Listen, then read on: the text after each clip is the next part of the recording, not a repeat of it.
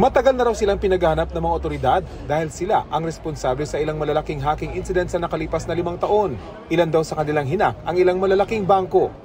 Magbe-verify kami, tatanungin namin yung mga bangko na to kung nag-i-exist ba itong mga data. Ibinibenta daw ng mga hackers ang nakukuha nilang data sa dark web at napupunta sa mga organized cybercriminal groups. I want it hanggang conviction, hindi natin bibitiwan ng kaso. Kabilang daw sa hinak ng isa sa mga naaresto ang mismong Armed Forces of the Philippines.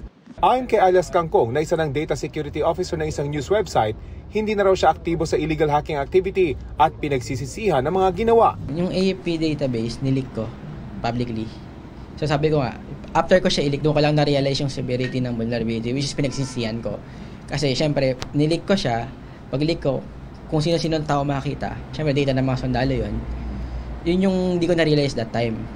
Kasama sa mga lumabas ang mga personal na detalye ng libu-libong sundalo, kabilang ang kanilang mga cellphone numbers.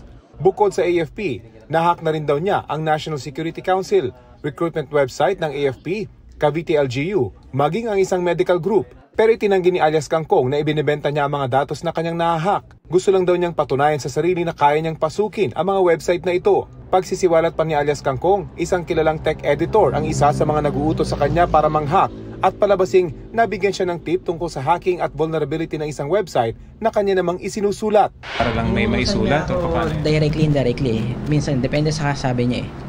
So minsan sabi siya, oy, check mo nga to. So ako naman, syempre, boss ko, check ko yun. Pag sinabi mong i-check, i-hack mo na? Find vulnerabilities. Tapos kung meron, ma-report ko sa kanya. Ang kanyang pinaparatangan, si Manila Bulletin Tech Editor Art Samaniego. Maring itinanggi ni Samaniego ang alegasyon. Never akong nag-utos ng kung sino man para lang sa content. So kasi against yan sa principle ng journalism.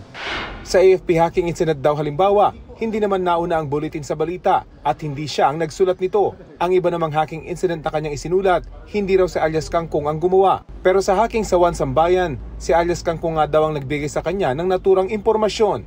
So ang ginawa ko nung nalaman ko na may vulnerability, tinawagan ko kagad yung kakilala ko mga taga One Sambayan.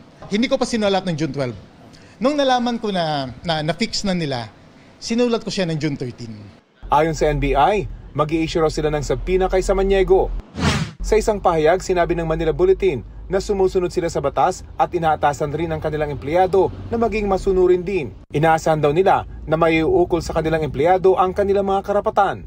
Kahapon, in-inquest na ang 2 hackers at sinampahan ng kasong illegal access, misuse of device at paglabag sa Data Privacy Act.